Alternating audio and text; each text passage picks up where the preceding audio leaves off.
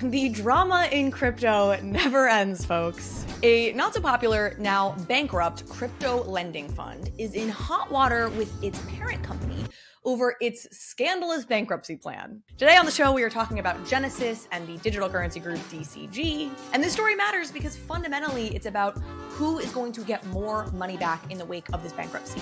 The retail investors who got screwed or the billionaire owners who caused the mess in the first place. So let's get right into it. In case you missed it, Genesis is a crypto company that declared bankruptcy in January of last year. They had lent billions of dollars to Alameda, which was Sam Bankman-Fried and FTX's failed hedge fund. So when Alameda collapsed in November of 2022, Genesis did too. But Genesis's problems actually long predate Alameda's collapse. In May of 2022, months before Alameda collapsed, Genesis had lost $1.1 billion. There were a series of other crypto scandals that happened around that time. Instead of just disclosing the losses, taking it on the chin, saying we're sorry, trying to fix it, moving on, whatever, they effectively tried to cover up their losses with help of parent company, sugar daddy, DCG, the digital currency group, the same parent company that they are now in a war with over this bankruptcy. Now, what happened here is important because it will give you a sense of the kinds of companies that we are dealing with here. You know, a little bit more about who Genesis is, who the digital currency group is, and what they're all about. In May of 2022, when Genesis lost $1.1 billion after a series of other collapses in the crypto ecosystem, they turned to their sugar daddy. And Digital Currency Group essentially wrote a $1.1 billion promissory note to Genesis. This is something I've covered in a past video. You can go check that out. It was essentially an IOU for $1.1 billion. Now, this IOU, this promissory note, was not actual money. They did not give actual money to Genesis. They just gave them this legal document that said, we owe you $1.1 billion and we have to pay it back in like 10 years, a very long time horizon. There was no urgency around actually paying Genesis real money. But what this did was it allowed Genesis to put a $1.1 billion asset in effect on their balance sheet saying, hey, yeah, we lost $1.1 billion real dollars over here, but this company, our parent company, promised us $1.1 billion, which is like an asset. It's a thing that we're owed, so we can put it on the balance sheet, and it kind of looks like everything is balanced. And then publicly, Genesis and the digital currency group DCG went out and said that DCG had absorbed the losses that Genesis had suffered, which is sort of like saying, yeah, I'm immunized when you're asked if you've received the COVID vaccine. Yeah, I've been immunized. It's specific enough to make people and the public think that a specific thing has happened, but it is abstract enough that you can have some cover if later it's discovered that what everyone thought was true was not actually true. It's basically a fun game of like, my lawyers said that this was fine to say.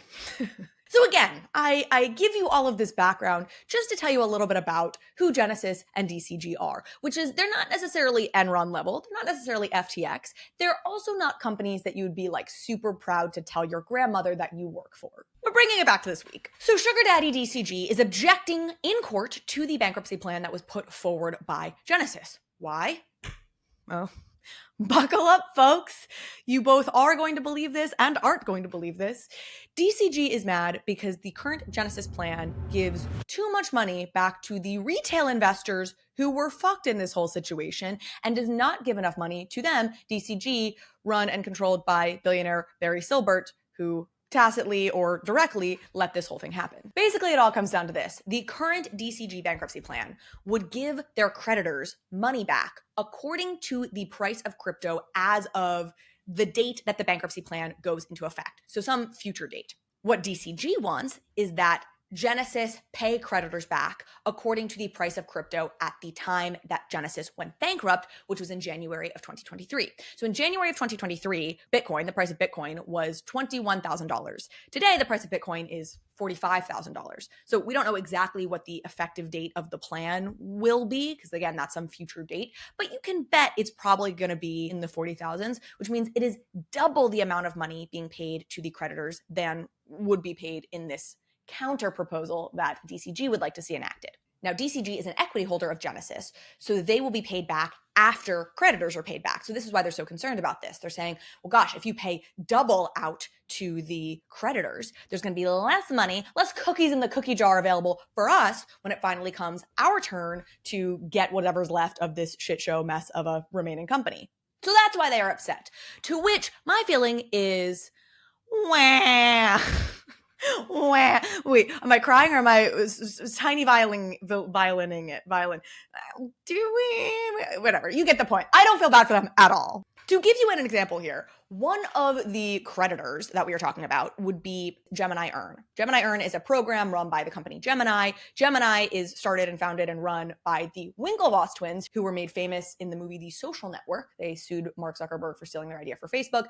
They're also sometimes called the Winklevi twins. I quite like that, the Winklevi. Famously, they're the Harvard rowers who are 6'5", 220, and there's two of them. I'm 6'5", 220, and there's two of me. Anyway, if you are confused by all these terms and names and crypto people, just think of it this way. Gemini is run by the Winklevi. And Gemini Earn was a program that they had that legally lent customer money, so retail investors' money, to other companies, and in their case, mainly Genesis. Part of who we're talking about here is a 73-year-old grandmother who lost her retirement savings because of these people. Now, of course, y'all have heard a little bit about Genesis. You've heard a little bit about DCG. You know the kinds of companies we're talking about. So Genesis is not doing this. They're not proposing this bankruptcy plan in which 73-year-old grandmother does better than parent company DCG out of the goodness of their hearts. No. They're not like, suddenly we grew a conscience and we think we have a real civic duty to help the people that we screwed over previously. No. They're playing a little game of their own, in which if they give more money to the creditors, they're able to then work language into the bankruptcy such that the insiders, friends, affiliates, etc. of Genesis get additional legal protection and are basically shielded from being able to be sued again. So all these people who got screwed, if there were other reasons they wanted to sue Genesis or Genesis's insiders, they wouldn't be able to do so.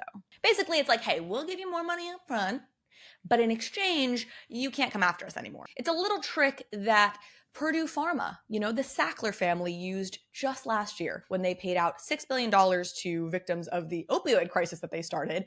But in exchange, they are basically completely shielded from any future legal liability. In any case, at this point, it's unclear where exactly this bankruptcy will land. There actually is some legal precedent, unfortunately, for the case that DCG is making, which is again saying that you should pay them back according to the prices of crypto as of January of 2023.